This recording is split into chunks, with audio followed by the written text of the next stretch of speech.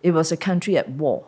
So when we arrived in Sri Lanka, it was in the evening, it was already dark, and the first thing that hits you are all the barricades set up, guns and stuff. Even the hotel as well. Yeah, at the hotel, you see that. So I began to think that, this is a country in siege, under siege. So that was on the country front. And then things started to happen at work, the threats, personal threats. And then at the same time, a bomb was found underneath one of their.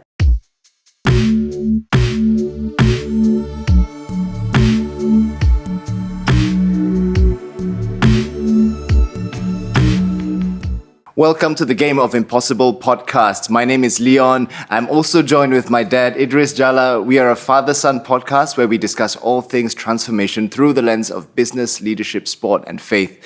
Today is a very special episode because we have our first guests on the show.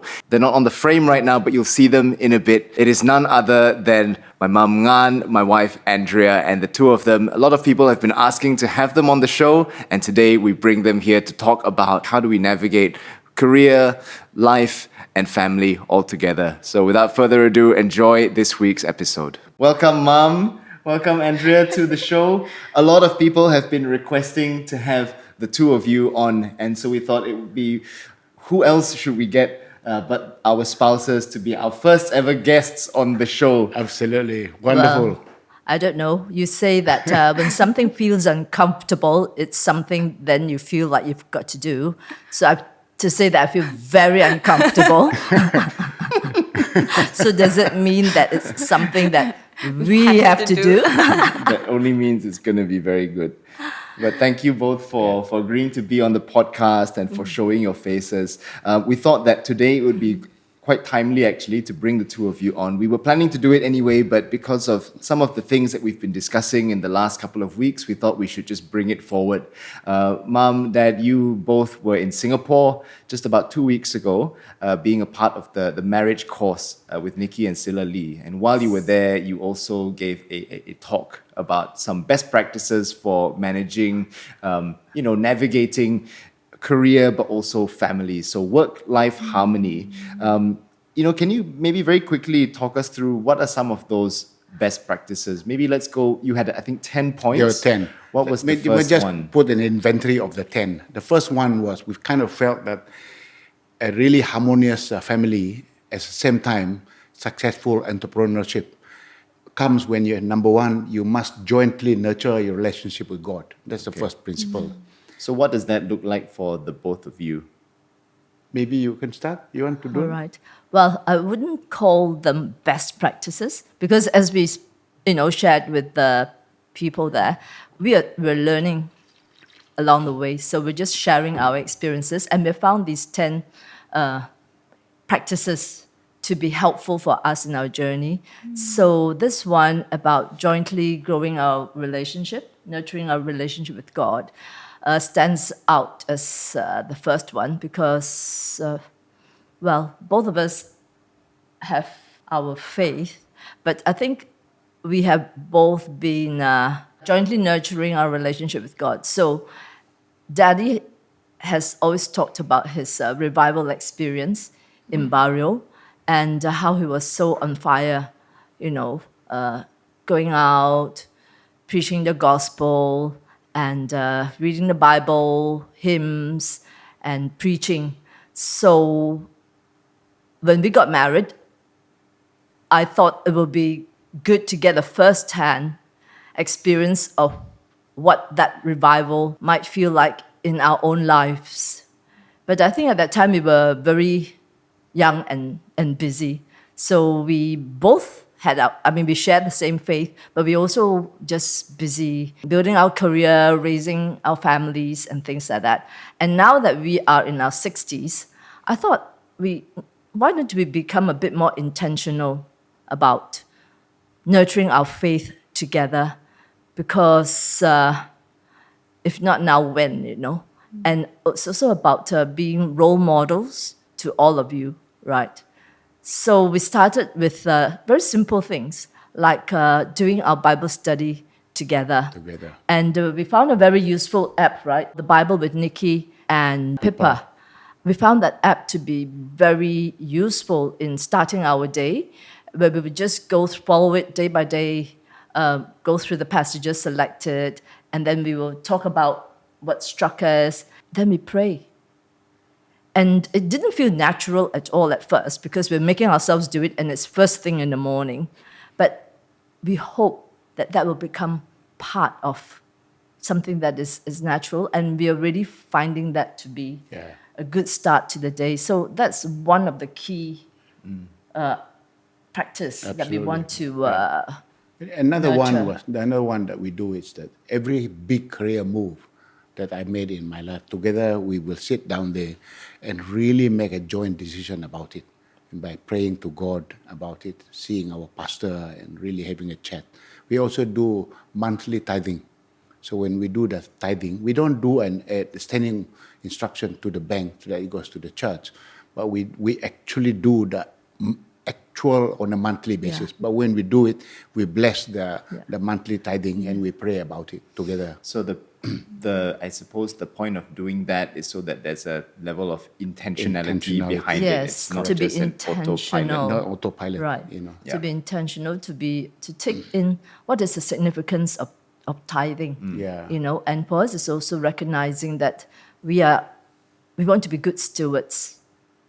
On this particular discipline, it's interesting, Mum, that you mentioned the contrast between how it was maybe when you and Dad were younger, in the early parts of raising this family, and now.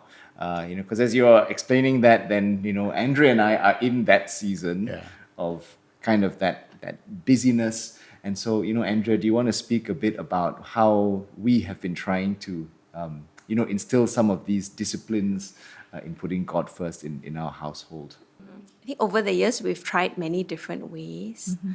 But I feel like what works most for us now is when we are on a school run with Ayla, because then we are including her in that time of praying. And then what works really well for us is when we put her to bed at night. That's the last thing we do with her before she goes to bed. And then we're including her as well, because we now have Jet, who's 10 months old. But because he's the first one to go to bed at 7, we kind of do like a little prayer for him before he goes to bed. So I think that is the one thing that we do consistently. Whereas when we have things that we need prayer for, then we will just ask one another, okay, I'm going through so-and-so, such and such. Can you pray for me? And I think that works for us. As long as we can be consistent with even a small touch point for prayer, that is better than waiting for a big window, which, may be very few and far in between. So we feel like that has worked for us. In fact, Andrea, Leon, the two of you are doing much better than Daddy and I did when we were your ages. When we first got married, we were very aware of our faith and, about God, His love and all that. But we did not exercise our practices, then. And it came later, I would say. Yeah. What do you think, Leon, when you were young? Do you remember us? No. We just took faith as, if you like, we were so natural. I think it only started to become more explicit maybe when we moved to the UK. Yes. There was a bit more of an obvious... It became obvious between Max and I that, Mum and Dad are starting to do something different now. Because then you started reading the Bible too. So you did that when we were growing up as well. I remember in Shah Alam, you would read the children's Bible with me. I still remember that very clearly. But then beyond that, I think it was in the UK where there was more to it. Then we started to pray together. And then that gave me then the vocabulary to be able to do my first prayer in school during a school cross-country run when I was completely out of breath. And then because I remembered having soaked in all of that prayer that Mum would do for Max and I in the evenings, I had the vocabulary to give it a go for myself. Yeah. So, that's been very good. And I think just to that point, for both you and for us, as we are trying to, trying to navigate busyness and our faith. But then even as you and Dad are saying, it's kind of been this ongoing process. I'm very encouraged by this quote from Martin Luther King, who said that faith is taking the first step even when you don't see the whole staircase. That's So right. we may not see the whole staircase of our faith journey or even faith growth, but I think what matters is where we see pockets of opportunities to act on our faith, whether it's to prayer. That is what is important. And those things compound and add up to form the bigger picture. Let's talk about the second one. I think the second one is probably something that people would maybe have a lot of questions about, especially for you, Dad, someone who has been very much in the public realm in your very high-profile jobs. Your second principle is positively supporting each other to achieve goals and dreams. Mum, how has that been for you? Because you, some might argue, depending on how you look at it, some might argue that you perhaps had to sacrifice your goals and dreams. Obviously, we know that your goals and dreams, it's not a matter of sacrificing per se, but it's just that those goals have shifted. But if you were to look at it from a very secular lens, you had a pretty budding career as well in Shell. Did you feel like you had to sacrifice that at the time when you decided to stop working? I think when for our first cross posting, which was to Holland, and you were just 8 months old, I didn't see it very much as a sacrifice. I just thought, I had this sense of adventure about me as well. So I also took it as part of paying our dues, being Shell staff upstream. It will entail a posting to Holland. So I took in that light that it's just going to be for 3 or 4 years, and then we'll be back, and then we'll settle in Miri. And so I went with a very different attitude to Holland. The only thing was, I discovered in my first week there that life in Holland was actually quite boring. Even more boring than Miri, because shops close at 5. And also Leon was 8 months old. You were 8 months old, and I read all the books, which says that now that I've got the time, I have to keep my baby stimulated. So like every morning when Daddy goes to work, I'll be, okay, I'm ready. I'm going to stimulate Leon from from morning till evening, which means that at the end of the day, when Daddy returns from work, I'm just tired out and I want to go back to Miri. So that took like a couple of months, but it was fun. Holland was fun. We were discovering so many things about, having Leon from a baby to a toddler, and then discovering Holland, discovering places out of Holland. So yeah, not much of a sacrifice if you put it that way. But I think with each move, I felt it a little bit more, because it means that we'll go and come back, I resume my job, and then we leave. So each time I progress a bit further, and then I get a bit more entrenched into my career. So when I had to leave that, going to Sri Lanka, I felt a little like a little sense of loss, because each time I feel like I have to say goodbye to so many things and start anew. So when we came to Sri Lanka, and Daddy was so busy, when you listen to the episode on endurance, then he described himself, how he was in that situation. So I did feel like his friend called me like the sacrificial lamb. Like, here I am out in Sri Who Lanka. called you the sacrificial lamb? Nihal. And, having to make home safe, because it was not safe outside for you and for Max. Yeah. You want to give a bit of an example for those who've maybe not heard previous episodes about, maybe some of the examples of how maybe Sri Lanka or a time there was not exactly safe? Well, first of all, in terms of the country, it was a country at war.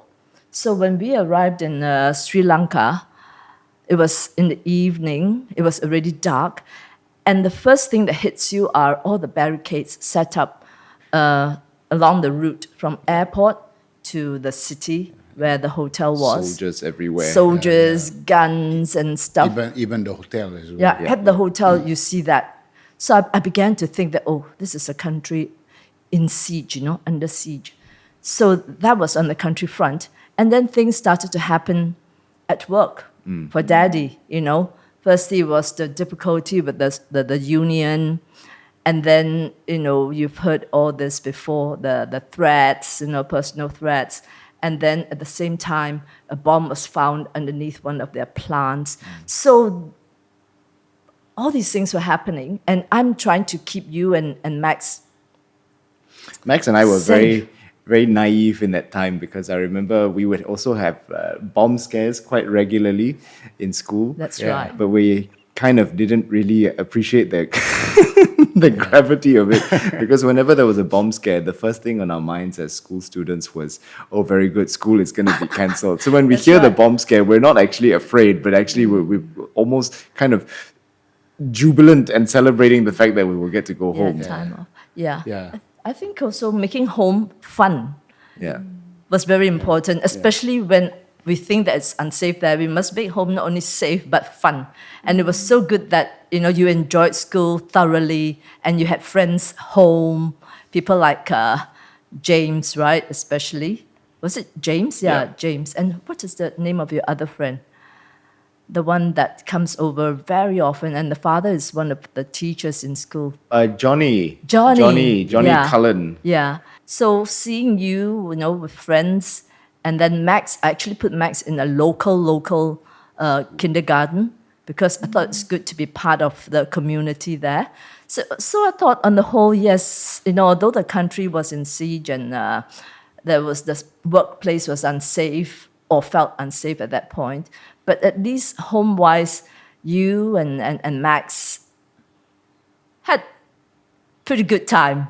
You know, you were having fun, going to school, having adventures, going on school trips. So pretty normal at home. And I think because of that, it felt good for me. And it didn't feel so much of like a sacrifice. But I saw that, yeah, there is also a reason, and there's good in us being there. You might have occasions when you feel like that, Andrea, when you have to make transitions. We have had so far a kind of interesting way of navigating this, right? I think for us it's been almost like a tag team. I think if I go as far back as my career would go, I've always worked very long and very hard. I think that's the only way I knew how to work. So I would spend many hours at the office. And then it continued that way right through to when we got married, until we had Ayla. And when we had Ayla, it was when COVID hit. And it was also when I had, I think a year into that, then I had also started work in a new job. So I think in that season of that job, Leon, you were the one who really supported what I was doing then, or what I wanted to do then. And it felt like you had encouraged me and was like cheering me on, so as to say, you go do this in this season. I got it. You know, I'll manage That's the good. home and I'll manage Ayla. And of course, Ayla spent so much of her time here too with the both of you, mom and dad, at that so time, good. right? Yeah. And then I feel like right now, and ever since Jet came along, about this time last year, I decided to go on a sabbatical from work. I feel like at that time, it was also somewhat of like, it was Leon's turn to, I wanted to bless Leon in what he wanted to do, and which was a lot of the work at HTBB, actually. And I thought, okay, then it's my turn to now take a step back. So then I can be there for Ayla during her transition period as big sister when Jet came along. It was also a transition period for her as much as it was for me, because she was also going to a new school. That's right. And we were welcoming an additional little baby into our family. I had to like figure out what would our new family dynamic be. I think, Mom, going back to what you said about identity, and Leon, you mentioned loss of identity. I think for me, yes, because I really enjoy working. I really, really like working. I feel a very high sense of self-worth when I do well in a job. I think for me right now, after being on sabbatical for a year, it's not so much a loss of identity. Perhaps the work identity, yes, but it's also like almost like creating a new Yes. identity for myself as now a mum to two. Of course, then, wife, and then in managing the home and in learning new things. And it's like you're almost not given a timeline to learn how to do things. You almost need to figure it out like right. immediately as a mom, right? And in front of our kids, I almost feel like I cannot look like I don't know what I'm doing. Because every time Ayla has a question or she asks something, it's almost like you need to give an answer almost immediately or like figure it out immediately. Yeah. So I think what's not spoken about enough also is women who have flourishing careers who need to leave their jobs because they choose to stay at home Yes. and choose to take care of the family. And I believe there are many, many, many very talented women out there who've done so. And I like to look at it now as not lost opportunity from a job standpoint, but more of like gaining this whole new perspective about, really just building a home. I like to look at it that way. Well, I agree with Yeah. you completely. My thing how to positively support each other my perspective is 4 things. One is really we have to explain our dreams to each other, make it very clear what my priorities are, and that has always been how I do it. The things I was doing for Malaysia Airlines when I was in Sri Lanka, I try to explain to her what we're trying to do involved. Or I ask a lot of A lot of questions. And the second one is give full support to your spouse in doing whatever he or she is doing. Try and give as much support as you can. Third one is making sure business conversation is not a taboo at home. Bring it into the discussions at home so you actually discuss it.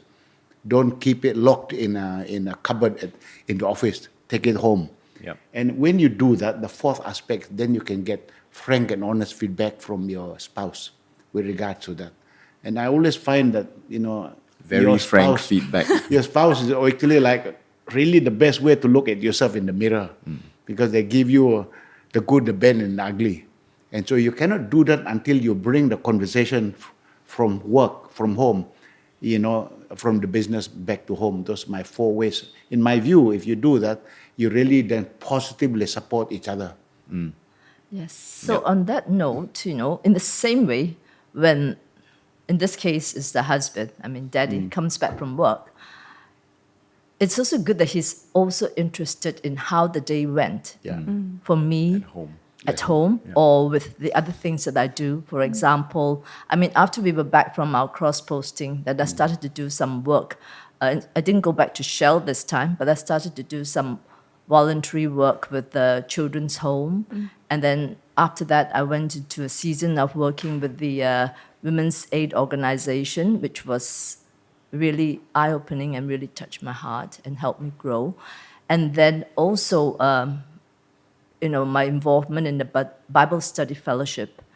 So it's good to know that he's also interested in what I am doing. Correct. So it's not just one way, because I know I'm very interested in knowing what he is doing, So I think it works both ways. It works both ways. There's a genuine interest because we're both growing, and we are seeing that in each other, just in different spheres. Yeah. I think maybe rather than going through every single one of the points, because there are some which we have kind of already touched on in this conversation, there's one that I think would be worth talking about. We have covered it in a previous episode, just looking at it in a business or maybe team building context. But since we have the both of you here, and since we talked about robust and frank feedback, let's maybe talk about two filing cabinets. You Yeah, have yeah. the problem to be solved. You have the polarity to be managed. How do we navigate that?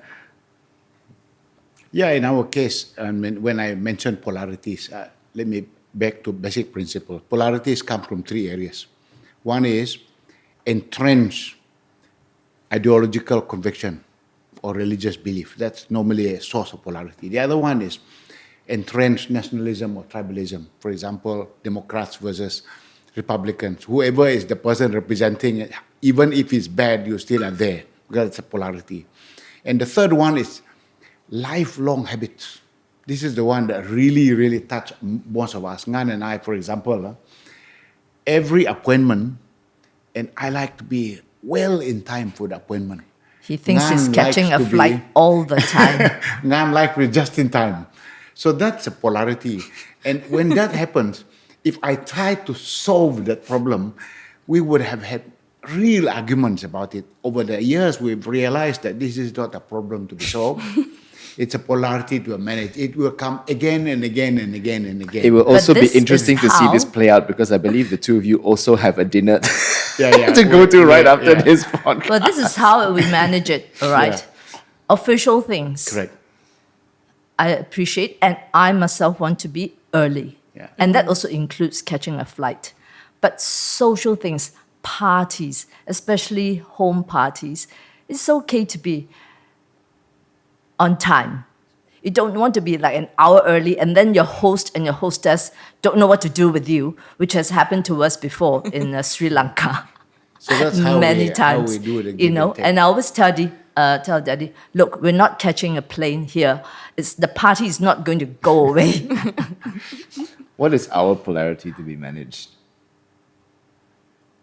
Sometimes it can seem like it's that as well, but I think in this What case, do you think it is? sometimes it's also the leaving to be at social events on time. But ours is a bit different because yours stems from a difference in value system. So you don't see the value in being for, like, let's say if it's a social thing that's not, and you are not, let's say, like if it's a social thing, then there isn't really a need to be early for something. I think ours is not so much a value difference in value, because I think you also actually value being on time for things. But maybe it's a difference in approach in how to arrive at getting somewhere on time. So for me, I would maybe say, okay, if we need to be somewhere on time and we're kind of running late, then I will compromise other things very readily to still ensure that we get there on time. So it might mean this, maybe, leaving the room in a bit of a mess, or it might mean not doing my hair, or doing something to compromise in order to still achieve the end goal. Whereas I think you value kind of having things in order, and then you will make sure that everything is in order first before we leave. So that Yeah. one maybe is a different kind of. I think it's because that's got a lot to do with the difference in our character and personality, maybe. I feel like maybe you are a bit more like relaxed. Leon is a bit more relaxed, whereas I'm a bit more. You want to plan. Yeah, I feel like I need to plan. I need to be very ready. Like, for instance, if we're going out with Ayla, like we have a carry-on bag with Ayla, and I feel like there needs to be mended. That is like a polarity to be managed in Yeah. itself for me. Like, I feel like that Yes. bag needs to be filled with things that I need to anticipate almost what she wants to ask for. You're a planner. lah. So I need to make sure the paper is there, the coloring pen is there, like a phone is there, snacks are there. And I feel like if I don't have enough time to plan, Yes. then I will bear the brunt of not having that item if she asks for it. Whereas Leon is a bit more like, okay lah, never mind, you don't have this one, how about we just, or Leon would just say, I just go and buy it now, and like he would just go like, no, Leon, we have a lot of this at home, so we don't need another set Yeah, of that's like a coloring. classic polarity. Yeah, like don't need another set of like magic pens, we have so many. I was like, no, it's okay, we just go and buy it now. So I think I'm also trying to learn how to be a bit more relaxed and not so like uptight, but I think I get riled up easily by Ayla because she's, our girl is like, got such a big personality, which I love. And I just feel like there's just that responsibility over a mum to make sure that everything is in place, like for the kids.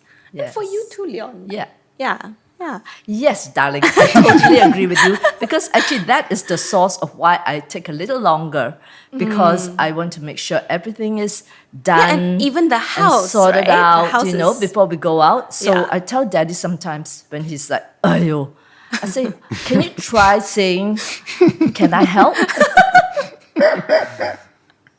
Right? Are you okay? Can I help? Yeah. Because usually it'll be time to go. Yeah. Right, yeah, and yeah. I'm making sure that the doors are locked, the kids, Yes, or yes. we have all the things Yes, we all need. the aircons are switched off, and So be helpful. Adopt a helpful and considerate attitude in those I situations. think in those situations, I've learned to just not expect Leon to do it, but to just like, Leon, can you go and make sure that this is in the bag? Or Leon, can you go and make sure that, Leon, can you help me go get Ayla put her shoes on? Like just ask. Yeah. Yeah. Yeah, right? Yeah. I've just learned to ask you to do it. Yeah. Yeah. Or now Ayla is like quite independent. She can just go and get it herself. So Yeah. So yeah. Which is a nice segue into communication. Yes, I was so thinking how of do we that. communicate well? Yes. How do you and Dad communicate? What's been helpful for the two of you in communicating with one another? The most important one is to be able to listen. And sometimes I also don't, I jump. Mum the looks gun. like she has some thoughts on that. If you don't listen, that's a problem. And so that's the key one. And the other one is to have an authentic communication. That means you walk the talk. And if you say, for example, if I say, I know your parents are important to you, and so I must demonstrate that. Having said that, I must make it very visible, inviting the parents to live with us. And so since we've been married for 37 years, we make sure every month we pay an allowance to her mom and dad, and so my parents as well. Every month the money goes straight into their account. So I don't just say that I do support your parents, but I actually do it indeed. And that is very important for me, because I think people communicate, they say certain things, but they don't do it. So you have to really do it. So I think that's a very important side of communication. So you must walk the talk. Mum, care to weigh in on that? Yeah, on this area. I saw a which is raised about- eyebrow. Well, on this area, which is about supporting Yeah. each other's parents, I think we're both on the same page. Yeah. I mean, I would spare no quarters where the two tepoks are concerned, and neither would Daddy spare anything where Papa and Kong Kong are concerned. That was the basis of our marriage, because when Daddy asked me to marry him, I was the breadwinner, and I had to give up my job in KL and pack my bags and move over to Miri, where there was no work yet, And but I told him when he proposed to me that, look, this is the situation. If I marry you and I'm the breadwinner, and someone has to continue supporting my parents, and so Daddy would tell me, don't worry, plenty where that came from. I remember, I think it was the third month after we got married, we then paid money for my parents, we paid money for your parents, and then I think we ran out of money. We ran out so of we had to money. borrow money from Auntie Frida. And so we went to the club and signed for our food. So we have no cash, so we have to be very posh and eat at a club. And so it was like that. Yeah. But I mean, we just all out for our parents. We Yeah, love we them, really and we do. want to honor them in whatever way we can. So that's the point the about key it. point here is that you must walk the talk. What you say, you must do. That's the whole point. The other thing what we found interesting in communication is this business of when I tell a story, she likes to check the facts. Personality, am I trading as a journalist? It's the same with my brother as well. Attribution.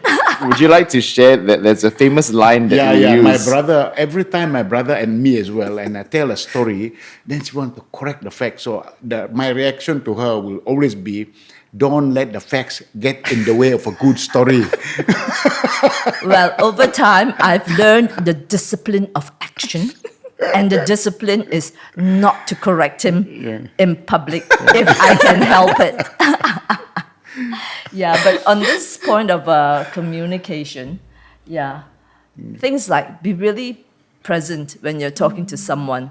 True. Like Be present. our devices. I mean, I am also so used to it, looking, I'm personally checking not very good at that, messages to be and all honest. that. I mean, that also is a discipline in action. It has to come in, and an amount of consideration. And also, I tell you, when she's not listening to me, and I talk to her, she's not listening, I call her by the full name, Pang Ngan Yu.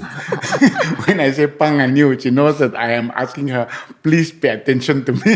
And I have to physically turn his face from the from the phone to me when we say good morning and good morning, and then I have to turn his face. Hello, I'm here. What about our communication? I mean, I can think of one thing, which is how, we've sort of, there was a time when we felt like whenever we were having a slightly more heated conversation, it was usually because the situation perhaps wasn't so appropriate, like we're either driving a car or we're in the middle of a date night. So we recently tried to, have a discipline of doing a check-in. You want to tell us a little bit more about that? Sort of Monday thing. In recent weeks, we've not really been so on top of it. But Because we've been so busy, and then there's so many things in the schedule, not just for Leon or just for myself. Even Ayla has a calendar of events when it comes to school. There's so many things that, which is great, which I really like. That her school, has a lot of activities and programs, and I want to be part of those programs. Then that becomes my thing. So I think what we discussed was to have a weekly check-in. We have WIP meetings at the workplace with our team. So why not do that with one another? So what we started doing was then after school drop-off on Mondays, Leon and I will go to a coffee place and discuss what the week ahead would look like. And then also go into a bit of what were some of your challenges in the last week, and how can I pray for you, and how can I be better this week for you. So I thought that was really good intentional time. Absolutely. But also cannot deny that we tend to get somewhat distracted also because but I think that is so normal. But I like to think that the way we communicate with one another has also evolved over the years, Leon. It will. And I find quite helpful, in this time of sabbatical, then one of the nice things that I started to do was to read. I remember when I was younger and I had a bit more time, I used to really enjoy reading. But when I started to work, then I enjoyed work so much and I stopped reading. So in this time of sabbatical, I actually started to read. And I've been reading this really interesting book. And it's called You're Not Listening, What You're Missing Out and Why It Matters. So that it goes back to your point of listening well. Listen, yes. And I think it's so important to listen well. And I feel like in maturing and growing up, also as a mom, we just play more of a listening role, because then really try to listen to Ayla's needs and demands, and then, your needs as well. And I find that more often than not, I find myself listening a lot more, or trying to listen. I really like this quote. One of the most sincere forms of respect is actually listening to what another has to say. And I really like that. I think that's really helpful for us. The one that I really like is said by Peter Drucker. the most important thing in communication is hearing what isn't said. Yeah. So it's how perhaps body language, what we feel, Yeah. how we look like. Because sometimes at the end of a very long day, we say, hey, how did your day go?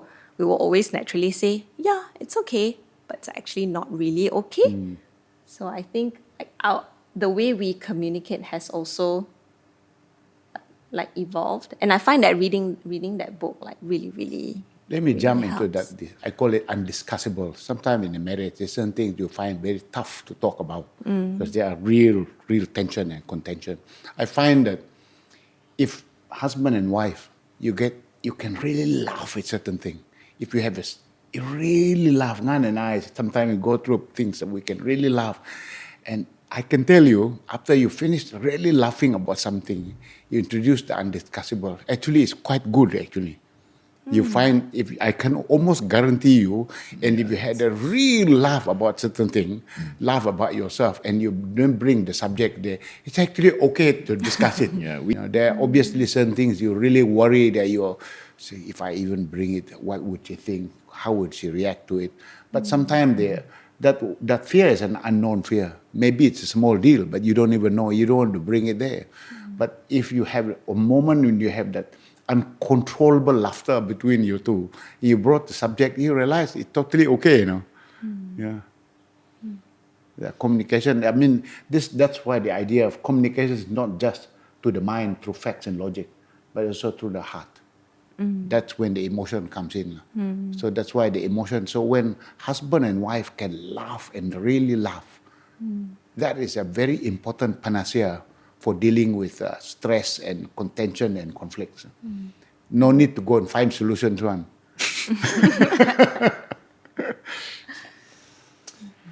The last thing I want to ask is how do you both manage stress? Maybe Andrea, you can start. As someone who, now obviously you're in sabbatical, but that in itself comes with its own set of stresses, and just kind of being always on as a mom. But then even when you are, when you're working very high capacity and you tend to gravitate towards kind of high stress type of situations, how have you managed that? Funnily, when I have friends who used to ask, oh, how do you manage like work and family, and how do you do all of that? The funny answer is always with a lot of tears. But I think the core thing for me would be really anchoring myself in prayer, and really just surrendering whatever issue or challenge in prayer and say, Lord, I don't know how to resolve this, but you know. Yeah, I'm totally with you there, Andrea. Many moments, when I have to remove mentally and emotionally try to stand away from the problem. stressful Yeah. situation or the problem and just go to prayer. So you've answered that so well. And then on the practical level, other things that we do, like more intentionally between Daddy and myself, we find things that we enjoy doing together, right? So when we were first married, it was fishing. We were fishing every weekend. We were living in Miri. There was nothing much else going on, but there was the boat club, and the boats were there for anyone who wanted to use them. So we would get ourselves, book a boat, and we would head off to the sea and fish. In fact, we bought a car, Honda Prelude, that had an open top. Why? Because we can put the fishing rod sticking out. It was really intentional. So the Honda Prelude was the car that we bought because it had the open top. That car is now actually a collector's item. And if it you was- had held on to it, you would actually, it was a it's very worth nice quite car. a bit It was now. red color. I mean, it was really nice. So we were very. That's a good So point. a actually. good hobby. And Now tennis, we are playing tennis together, which we really enjoy. We get And a good rearing sweat pheasants out. together. Pheasants. And of course, the grandchildren, Absolutely. spending time with them and playing with them. That's so recharging, so refreshing. Yeah. and really thankful for that. But the point is, some joint activities, joint hobbies, common hobbies. That is, I find is really helpful and fun, right? It's fun. Absolutely. Yeah. Maybe to close, what would be nice is if we could just share one thing that we are grateful for in our spouse.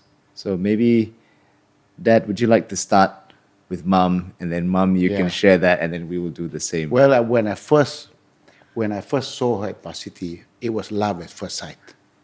And I remember, I think after I saw her, then I had a scholarship. I went to Japan, a Japan Airlines scholarship. For 3 months when I was in Tokyo at Sophia University, I could take my mind off her. So I knew that when I get back there, I'm going to ask for a date. So I remember I brought her for a date. I bought this Kodak film, 36 shot and I had 2 rolls of them. I took all the photographs of her. And so this woman is a wonderful woman. I married her, all these years. And then, so I'm so grateful for her in every aspect. We quarrel about many things, but I can tell you, I love her to death. That's the thing I really, really absolutely value. Right? Love at first sight from then until today. Yeah. Well, yeah. I thought Daddy was looking like very exciting and a very interesting person when I met him in uni. So I should take the opportunity to correct. Don't let the facts get in the way. Like he liked to say how I was frightened of. I didn't say that just now. Maybe before. First date, and then he said that the reason. Then he asked me to be his girlfriend, and I said no. And he said the reason was that I was frightened, by his direct stance. So I like to say here that I'm in my year 1. He is in his 3rd year. I just entered uni. I've got the world ahead of me. So many things to explore. I like you, but I'm not interested in being anybody's girlfriend at this moment. So that was friend zoned, essentially. Yeah, and I was so into platonic relationships in those times. But I really thank God that God placed this fella in my path, because yes, I love him very much too. I like this song about the look in his eyes. Still got the look in the eyes. Still got that look in your eyes. I think that keeps me going. Nice. For me, one of these things I've mentioned before, but there was in one episode I said that you have in life you have to surround yourself with 3 people. You surround yourself with a wizard, an encourager, and a warrior. And in many ways, Andrea is actually all 3. But I think in the way that has most impacted me, it is the way that you have played the warrior role in being the one person, actually, I think probably nobody else really that I know is really able to just tell it to me as it is. Of course, sometimes, sometimes I might feel a bit upset when it comes. But at the end of it, I always know that it's coming from a good place. Yes, and when I always recount some of the harshest words you've said to me have been the very things that have really, really shaped me in being able to course correct. And so I'm very grateful for that. But one thing that maybe is not spoken about enough is also just very grateful for your selflessness. So that is also another polarity to be managed sometimes. That selflessness also sometimes becomes the source of frustration because I think, well, why can't you also just drop it? If you also don't care about it so much, then everyone's happy. It's not so big of a deal. But it's really that selflessness in always putting others first. And, sometimes we joke and I always say, I wish sometimes you put yourself first a bit more. But at the end of the day, we all really are blessed because you do that, in putting our family first in all things. But I would still encourage you, try to continue to find pockets to make yourself happy too. Yeah. I'll try. Leon, thank you for being that copywriter in Leo Burnett. Colleague. For being my colleague in Leo Burnett 11 years ago. I think that season of my life in Leo Burnett was a huge shift. Not only was that time one of the most fondest times of my career. But I've also met so many of my really good friends until today. They're all my bestest friends. I met Seaman, and best of all, I met you, Leon. And I think that the one characteristic that has stayed through in the last 11 years is just your sense of calm. Like you're just calm. And I think that complements my Warriorness. perhaps a bit more like strong-willed, very structured sort of personality. And I think because you're calm, that helps me be okay if things don't turn out the way I plan or the way we plan. So Leon, thank you for being that calm. And I think Isla sees a lot of that in Leon as well. Just a couple of days ago, Isla asked me a very funny question, which I will not reveal on the podcast. I know which one.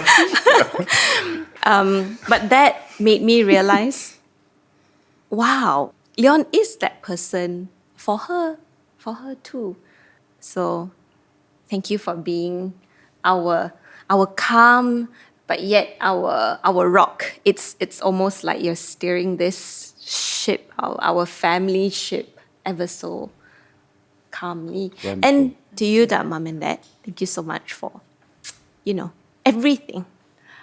We love you very much. We needed Leon to get you, So, The we're colleague. just so blessed. Yeah. This will be the first time that we do this on the show. I wasn't intending to, but since we talked about it at the start, I thought we should also model it. And so I'd like to pray for us before we close.